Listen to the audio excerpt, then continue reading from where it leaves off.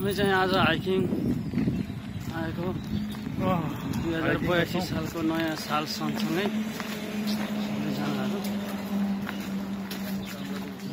नयाँ साल नयाँ बाटो नयाँ जङ्गलको स्थितिमा काहो भन्ने यात्राको लागि हामी प्रस्थान गर्दैछौँ। हामी 500 मिटर जस्तै चाहन्छौँ भन्दा बढी हिँडिसक्यौँ। 2025 को नयाँ सालको सँगै सन्तोष भाइ, अनुप भाइ, विनोद भाइ, हामी यो बाटोबाट आए आज चाहिँ यहाँ माथिबाट आए बाटो पनि निस्क्यो।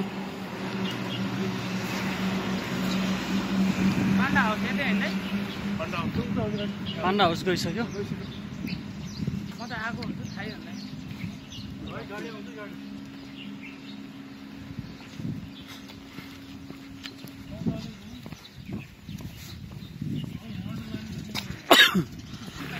हुन्छ हामी चाहिँ हाइकिङको लागि यात्रा तय गरेको सबै साथीहरू 2025 को ताइपामा।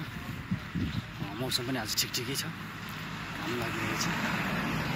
हेर्नुहोस् त बस्ने ठाउँ कस्तो राम्रो छ। हेर्नुहोस् त के हो नि त बस्ने ठाउँ भनेकोले। हेर्नुहोस् मान्छे बस्नलाई पार्किङ छ, प्रतीक्षालय कति राम्रो छ। यो हेर्नुहोस् त पार्किङ स्थल प्रतीक्षालय छुट्टै प्रकारको छ।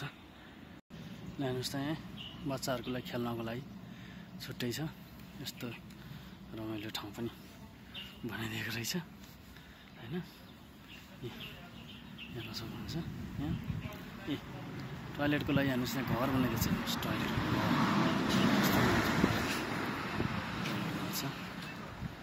बच्चाहरूको लागि खेल्नलाई छ, रमाइलो छ।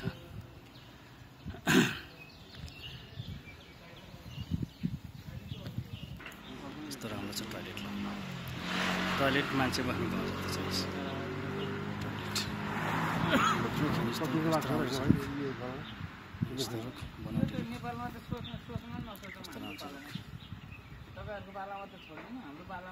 सबैलाई चाहिँ नि फस्दैन यहाँ है। हो पोल्ट्री हेर्नु कस्तो छ अरे। कहिले काहीँ यहाँ पनि आइदिनु पर्छ। त्यही गर्नु त्यस्तो नेताले बिगार्ने अब कति राम्रो छ।